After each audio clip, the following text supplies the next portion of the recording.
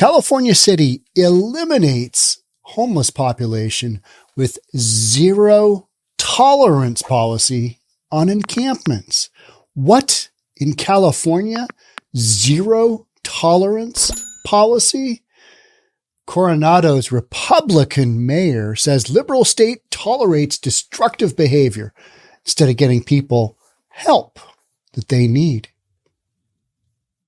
Yeah, I mean, it sounds so simple, right? And it is. It's just the political will of the people. We have great compassion towards our fellow human beings. We're just going to let them live in squalor, shoot up the drugs. That's what they're doing. We're going to tolerate it. It's okay. Pitch your tent wherever you want. Park, beach, school, police station. It doesn't matter. Just be happy doing your drugs and stealing from the community. It's all good. That's not what's going on in Coronado. Let's get into it. Let's get into the details. I'm going to play you a little clip too. And you can hear from this Republican mayor in California. I didn't know there were any. Here we go. California cities have battled a homeless crisis for years while still throwing billions of dollars at the spiraling tragedy to help those who are in dire need of housing. Are they in dire need of housing? Are they in dire need of addiction services and mental health care specialists to help them with their addiction and mental health problems? Yeah. Or, they just need help in general because they're living outside of the law and law isn't being enforced on them. So they're just going to keep going down those roads. Yeah. One city has defied the odds, reporting the lowest homeless population in the state. Republican Coronado Mayor Richard Bailey said that there are no vagrants in his city at all. And he joined Fox and Friends first to describe how he reinforced a no encampment policy while still upholding the rule of law.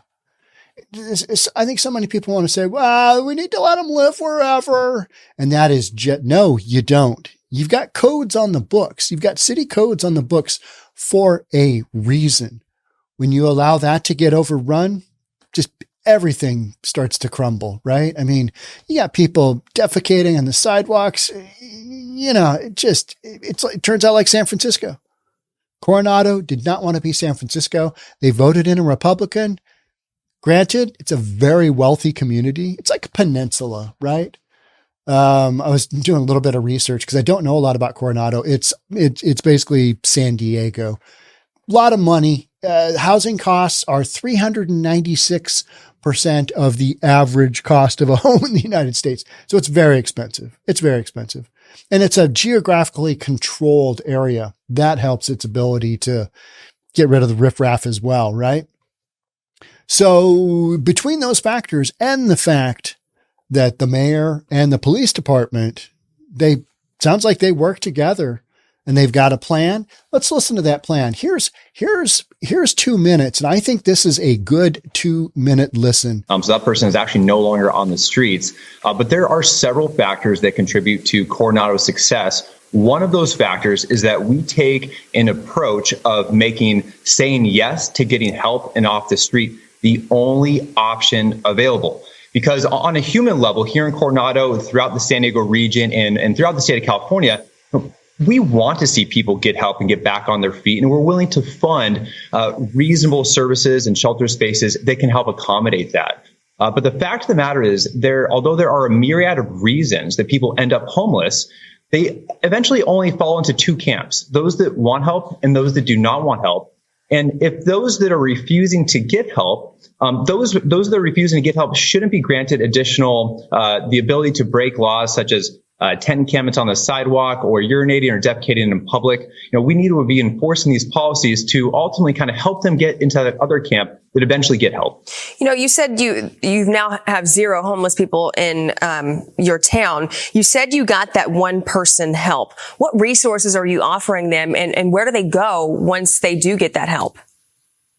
Yeah, that's a great question. So what we've done is we've partnered with a homeless service provider so that if a homeless individual is encountered here in the streets of Coronado, Our police officers will make contact with that individual, let them know that there is help available, and that we will personally escort them to make sure they get the help they need to get back on their feet, get a roof over their head, and get whatever additional services they need.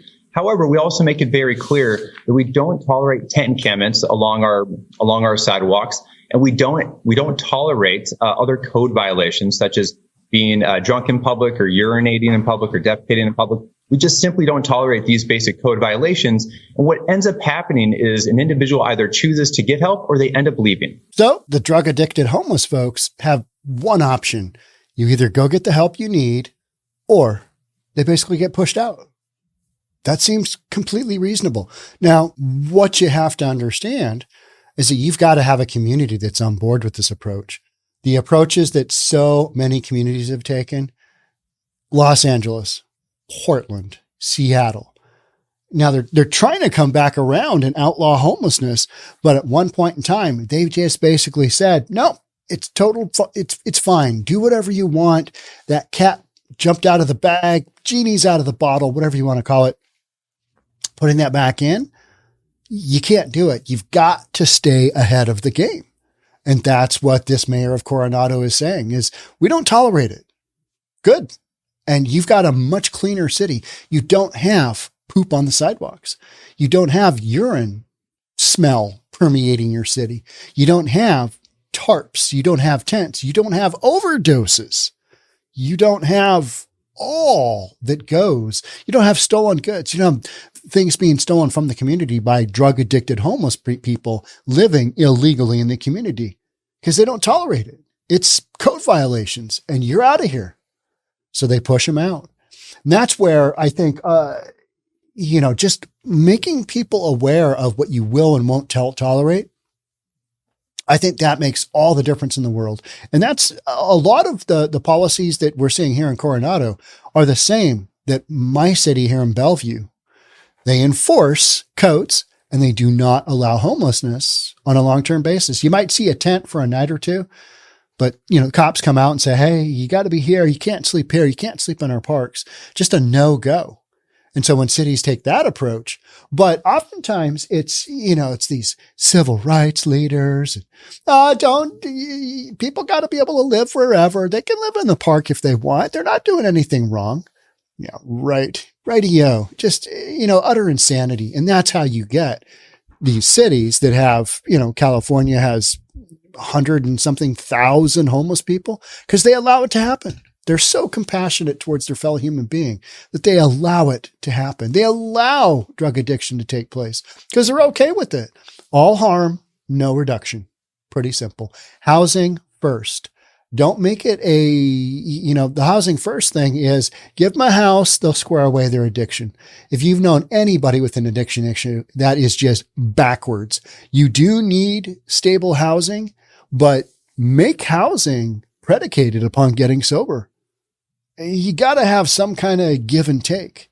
Otherwise, it's just not going to work. And for the vast majority of these cities, it's not working. And we're watching it unfold as not working. The policies that are in place at the regional and statewide level that are tolerating this type of behavior that is personally destructive and also destructive to the surrounding communities are really enabling this situation to increase throughout our entire state and throughout our entire region.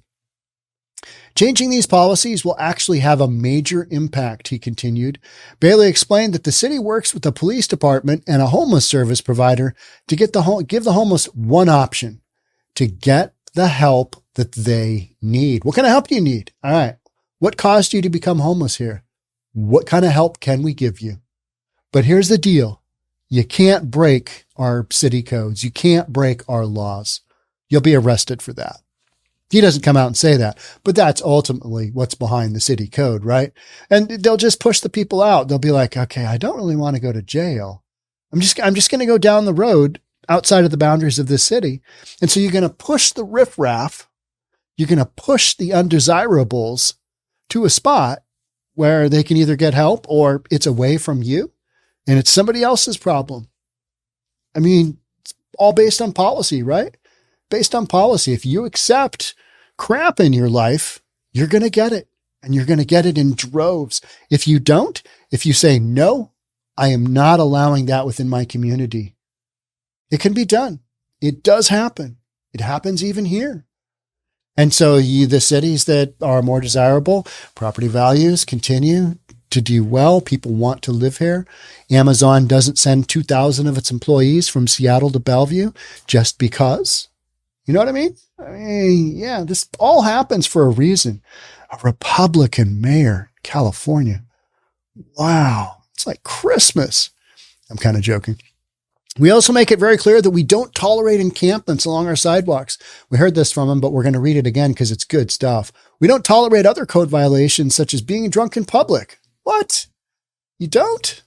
Urinating in public, defecating in public, taking a on the streets. That's so gross.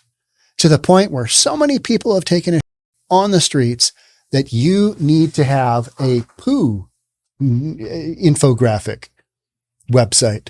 Fact of the matter is here that although there are a myriad of reasons that people end up homeless, they eventually fall into two camps, one that wants to get help and one that doesn't. Those who don't want to get help, they're just going to steal from the community. They're going to do whatever it takes to keep those drugs flowing into their system. They're going to keep doing that. Those aren't exactly the people that you want in your community, are they? No. Nobody wants that in their community. And yet you've got all these, homeless advocates and civil rights leaders and just basic people who don't understand humanity. They don't understand that allowing somebody to shoot up or smoke up to the point where they kill themselves and that it's causing them great mental strife and all the drugs they're putting in their body that's going to kill them. Fentanyl could kill them. Any of that stuff could kill them. That's not compassion. Giving people those choices, you wouldn't give a child those choices, would you? No, you'd say no. And as a parent, you'd be taken away by your kid would be taken away by child protective services if you allowed that child to continue with that type of behavior. But adults, oh yeah, here you go. Here's your tent. Here's your blanket. Here's your food. Here's your hot soup. Here's your hot coffee. Here's everything but the drugs to do your drugs. Here's a little bit of money to keep you going for food. Here's your food stamps. Here's your food card. Yeah. And then you wonder how you get a homeless population the size of California has, right? California allocated $10 billion to curb the homeless crisis from 2018 through 2012. How'd that work out? Not that great. The numbers just spiked, right?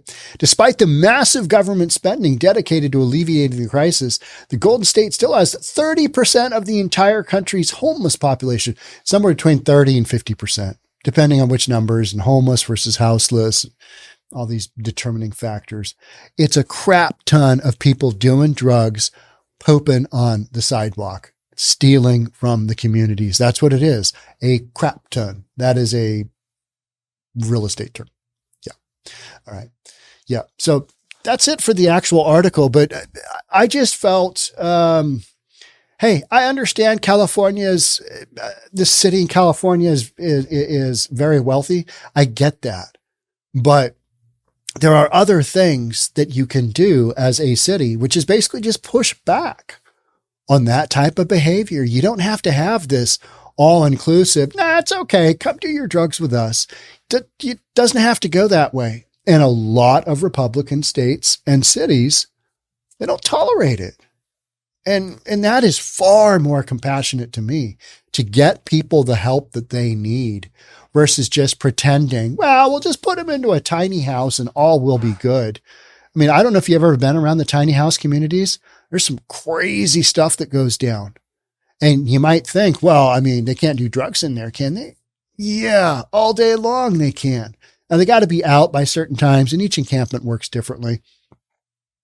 But there's typically, drugs and alcohol are not tolerated outwardly, but behind closed doors. Who's going to check?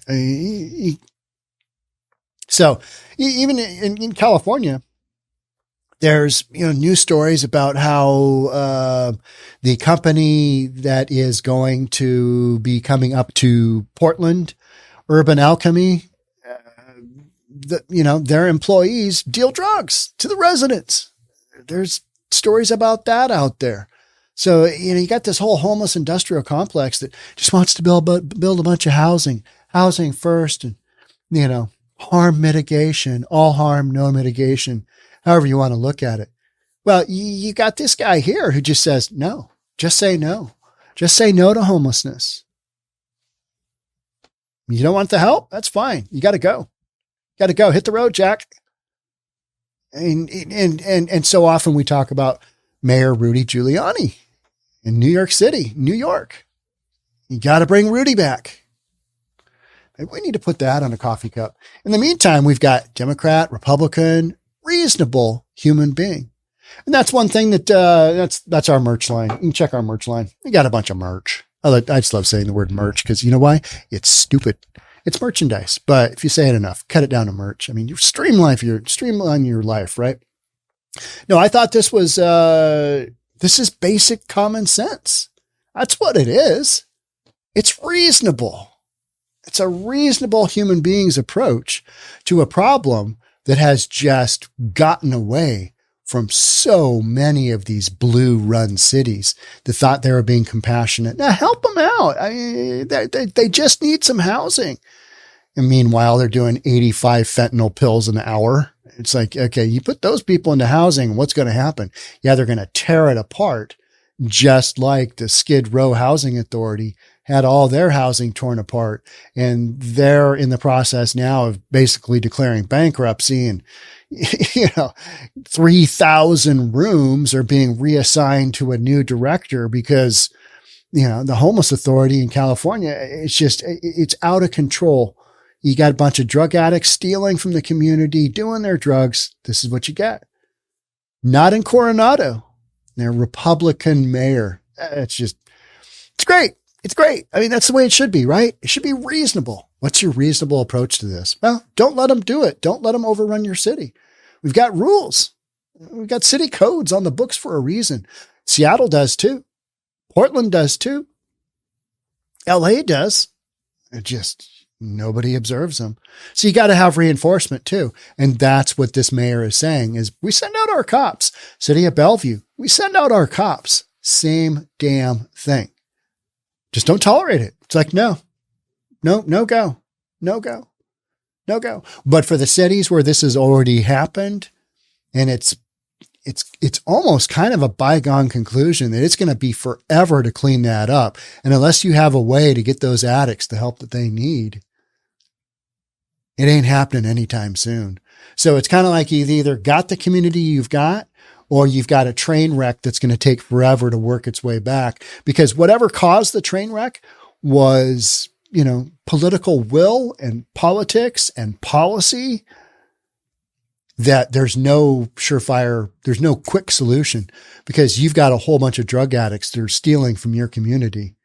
And there's no easy way you're going to have to push them out. You're going to have to threaten them with jail time.